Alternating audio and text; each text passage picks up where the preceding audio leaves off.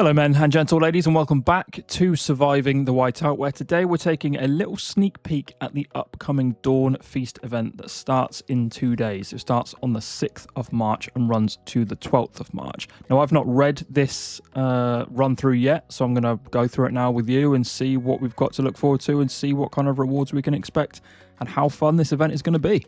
Dear Chief, time flies and we can't thank you enough for being with us these past 3 years. Unfortunately, I've actually only been with you for a year, but sure.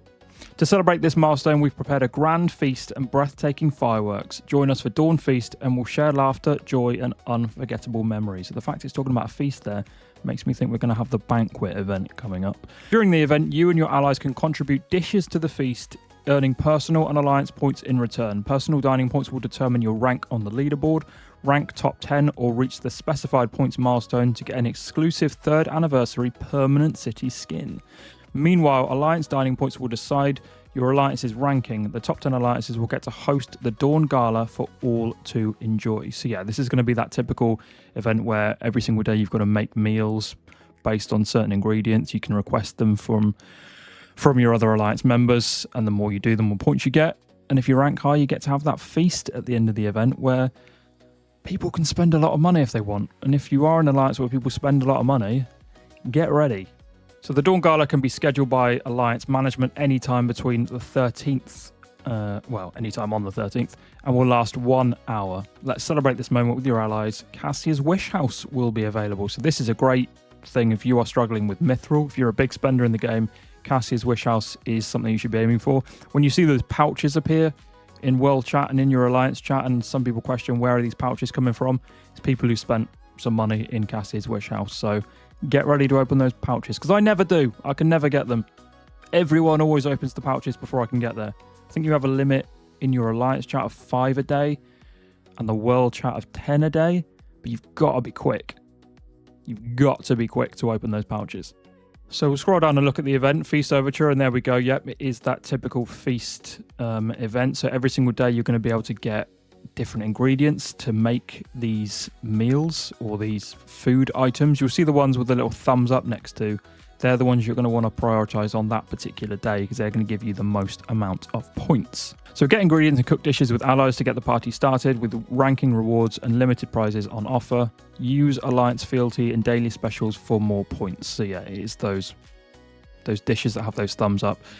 My thinking in this kind of event and what I usually do and what I encourage people to do is for the first day, or for the first 4 or 5 days, only really prioritize the ones with the thumbs up, and then on the final day, that's when you track everything out. So the ones that don't have the thumbs up, if you've already made those meals, just don't submit them yet and wait for a day for when those thumbs up come around. If they don't, then just use them all on the last day. So for the feast bag, a bag of festive feast supplies contains a random ingredient and converts to 10k resource supply chest after the event ends. So you're going to want to make sure whenever you get these, you open them and then use the rewards to make the meals. You can make the meals any day, just don't submit them on any day. And then any that you forget to open, you'll get resources back, so it's not the end of the world, but try and make sure that you do open all of those. Now that, I'm guessing underneath that's the city theme, which is quite cool, like a little storybook. And usually these themes, if I remember correctly, if we scroll down actually and have a look at the battle pass, I'm pretty sure on the battle pass you can get a 3-day version of the skin on the free one. I don't know why I just dragged that. I'm pretty sure you can get a free 3-day version on that, and then in the last tier, in the highest tier, you can get a 14-day version, I think.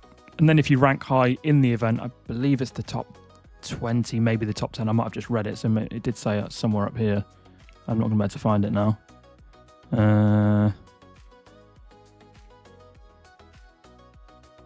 No. So yeah, if you rank high enough in the event, you're going to be able to get that skin permanently forever. I don't know why I'd say that because that's what permanently means.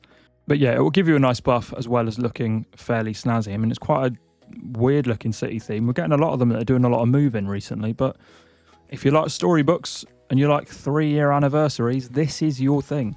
So this is an event that a lot of people will spend a lot of money on. I personally prefer the events where you hit something, which we've recently just had in both the Halloween and the Chinese New Year event where you kind of get rewards every single time you're hitting something. For me, that holds slightly higher value, but if you want to spend money in this event, particularly with Cassie's Wish House around the corner as well, you're going to get a lot of rewards. So you can get this fun little emote that has a fun little polar bear that comes out of the sky like a superhero, and you also get this name card which has Molly and Bahiti on it in a kind of cartoon style. Looks kind of cool. Now, usually these battle passes the first tier is free, the middle one is usually $4.99, and the top one is either $9.99 or $19.99. I can't confirm definitely what that will be, but it'll be similar to all the other events we've had. So if you want to get the battle pass, go for it. Now, the Chiefs of Dawn event is similar to every event that we have. It's similar to Horde of Chiefs. It's similar to SVS Prep. Every single day you're going to have a different thing to focus on, which it says down here. So yeah, the event is divided into 7 stages: Power Boost, Beast Slay, Hero Development, Troop Training, Hero Gear, Gather Resources, and Chief Gear. Each stage will last for 1 day. So this is fairly standard. So save your resources, save your upgrades, and focus on doing them here. Chiefs may obtain points in every single stage by meeting designated requirements and claim rewards when enough points are collected. My advice for a lot of people, particularly if you're free to play or a low spender or you don't really care about ranking, I would personally just get your rewards. So every single day, make sure you get up to your max rewards. On this one, we can't see all of them, but the last one you can see is 169,000. So just try to get to there at least. You'll get those rewards. Usually that's what I do, and then I tap out after that. Now, this event, I don't know for sure because I can't see what each day includes, but I imagine that this is going to be a great place to use your keys. So usually these events are what you want to save your platinum and gold keys for, rather than using them every single day. So if you've got a lot of keys saved up, you might not, because you probably use them all in the Chinese New Year event, which I have just done. But if you do have some keys saved up, this may be a place to spend them. So you'll rank each day and get rewards based on that. But then there'll be an overall ranking at the final stage of the event where, again, you will get more rewards for that. So on some days you might do particularly well, the next day you might not. Just keep your eye on the overall ranking, and if you want to rank, if it's something you're pushing for, just keep an eye on the overall honor ranking and make sure you're in the top 100, top 50, depending on what you're aiming for. Then we have this nice name card, which is going to give you a boost. I think it's a lethality boost. I think it's a 1.5% lethality boost for every name card you have. So if you want to try and earn this, you'll be able to get that in the ranking. I imagine you'll have to finish in the top... Ooh, I can't remember. If you finish somewhere in like the top 50, you get the name card for a certain amount of time. But if you finish in the top 10 or the top 15, you'll get it permanently. So have a look when this event comes out at how high you need to rank if that's something you're aiming for. If it is, try and get there. We also have the Celebratory Symphony, which again is something that we always have in these events. You're going to have different things to be able to complete. You're going to have 20 arena battles, certain amount of intel missions to do, certain amount of gems to spend, speed ups to spend. Every time you complete a row or a column, you're going to get the rewards at the side or at the bottom.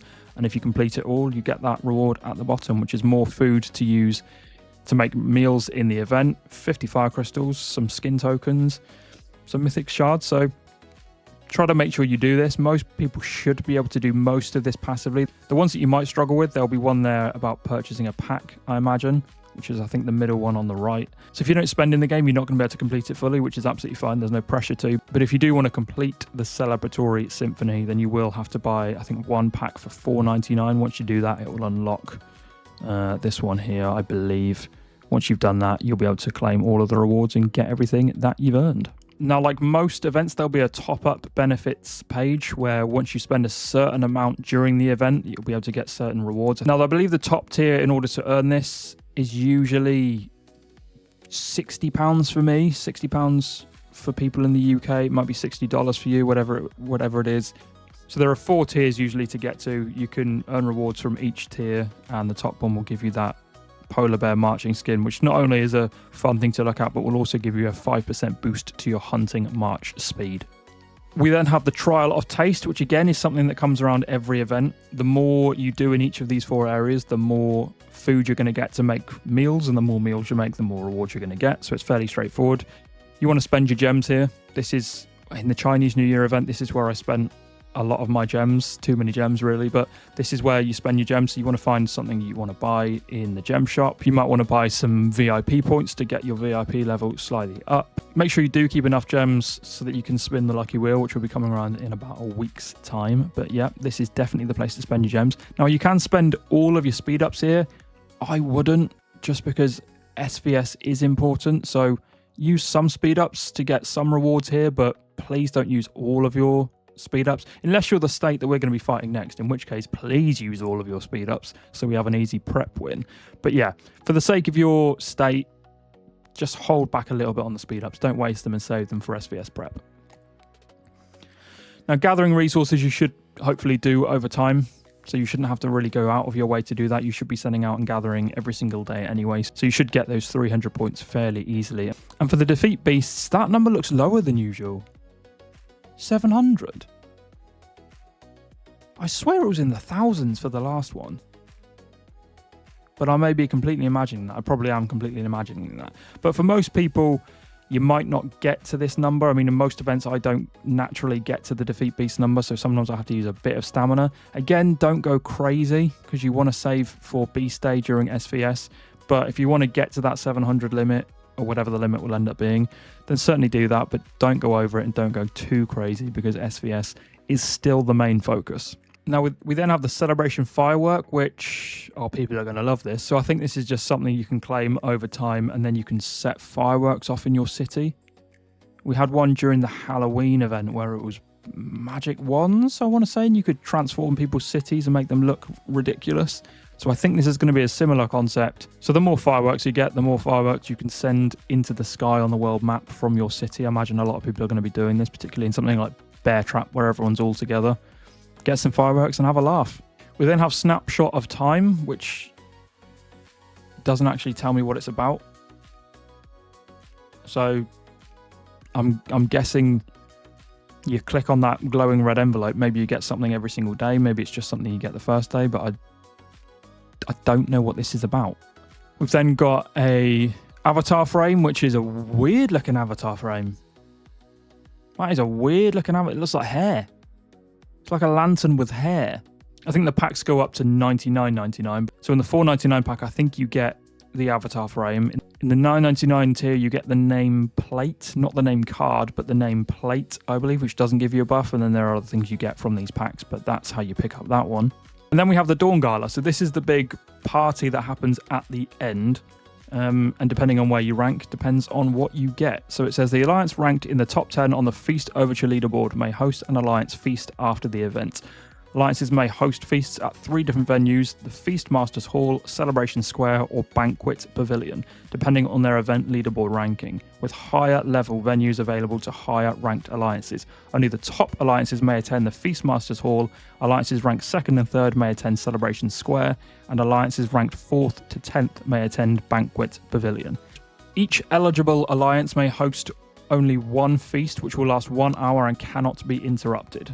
Only alliances eligible to host a feast can attend, and members may only participate in their own alliance's feast during the tally phase of the Feast Overture event. Chiefs who leave their alliance during the feast and rejoin the same alliance before the feast ends may continue to participate in the alliance's feast. The quality of food provided at the feast ranges from lavish, elegant, classic to rustic. The higher the level of feast offered, the better the tables provided. Now, we've had this a few times now, and if you're in an alliance, as I said earlier, where people spend a lot of money, the feast is probably going to be pretty bountiful. So once this feast is set, it lasts for 1 hour, and at different intervals, different tables are provided. You send a march to go and collect at that table, and you get a random reward. Some people will get very lucky, some people not so much, but I believe the tables spawn every 2 minutes, and you've got 5 minutes to collect each table. I might have got that wrong. But what you can also do is purchase tables during that event. So there are many tiers from $4.99 all the way up to $99.99 that people can buy. And you buy it for yourself. You get rewards from buying that pack. But by buying it, a table is then put on the map for your other Alliance members to collect, and for you to collect as well, where you will get additional rewards. So it's usually done by the bigger spending members of the Alliance as just a little thank you and just a little reward to the other Alliance members. So if people do buy these extra tables in your Alliance, be sure to say thank you, because they're spending their hard-earned money not just on themselves, but on the alliance as well. So if you do have somebody in your alliance who's a little bit generous like that, I know we've got a couple of people in ours, then it's a nice place to be. It's a nice little reward to get, and it's a good way to bring your alliance together through spending money. Odd concept. But yeah, you can only attend the feast or the banquet from your alliance, so you can't attend your one for an hour and then in 2 hours go and attend somebody else's banquet. You can only get the rewards from your alliance. So make sure you're in the correct alliance when that tally stage happens, when those points are tallied, so that you can participate in your alliance's feast. We then have Cassie's Wish House, which comes around every so often. It hasn't come around for a long time, but now in the past couple of months, I swear we've had it like 3 or 4 times. But it's a great place to get mithril, particularly if you are a spender. It's a brilliant place to get mithril. Mithril is something that I'm really struggling with right now. I think I only have 1, but even then I don't have mythic general shards to use anyway, so I'm bottlenecked in a number of areas. But if you are a spender, this is a great way to get rewards. So you make a wish and you'll get one of these random rewards. The corner pieces are really what you're aiming for, because by getting those, you can then use them to spend in the shop. So the more paws, I don't actually remember what they're called, but the more of those you get, the more you can buy in the shop. Now you can buy mithril in the shop as well, but it's these tiered rewards at the top that you're really aiming for. So if you make 10 wishes, you're going to get those 3,000 gems, which is great. If you make 30 wishes, you're going to get those 20,000. No, you're not. 20 essence stones. I wish it was 20,000. And then you get 70 wishes, you get those 100 XP components. And the further you go up that tiered reward system, you're going to start getting chests where you can get mithril. And it's a great way to get mithril. So if that is something you're struggling with, if you are a big spender in the game, get your wallet out. Then we finally have the Snapshot Festival Pack. Oh no, that's what I was talking about earlier. So this is the place that you get... Well, what's the other one then? So this is where you spend $4.99 and get that avatar frame. And you spend $9.99 and get the name card. Or the nameplate, I should say, not the name card. But what's this then? Oh, this is what your speech looks like when you speak. This is what your text looks like. So this is the box that goes around your text. But what's this then? What's that? I don't know. Leave a comment if you know. So you get those from purchasing the packs for $4.99 and $9.99. You can continue purchasing packs, I think, all the way up to $99.99. So if you want to do that, you can. I can't. So send me frost stars. Don't do that. And the final thing we can get from this particular event is this mythic decoration piece. Oh, doesn't actually tell you what it gives, but I'm hoping it's going to be like a troop attack, like a 1% troop attack. And the more you level it up, the more percentage of troop attack you'll get. It may be troop defense rather than troop attack, but I'm just hoping for troop attack because I like it. And I don't know how many times I can say troop attack. And then it ends with a gift code. So make sure you use that gift code today. You just have to make sure your furnace is at least level 9 and you can claim that gift code. So that's a brief look at this particular event. It's a similar event that some of us may have seen before. If you've been in the game for an extended period of time, like I've been in for a year, I think we've had 6 or 7 events like this, and 2 or 3 specifically that have this feast style theme. So hopefully you and your alliance do quite well and you can qualify and make sure that you get to take part in some of these feasts, which is a great place to get rewards. So hopefully you can all celebrate at the end of this event, and hopefully this has given you some idea of what to expect in this upcoming event. So thanks for watching, and I'll see you in the next video. Peace.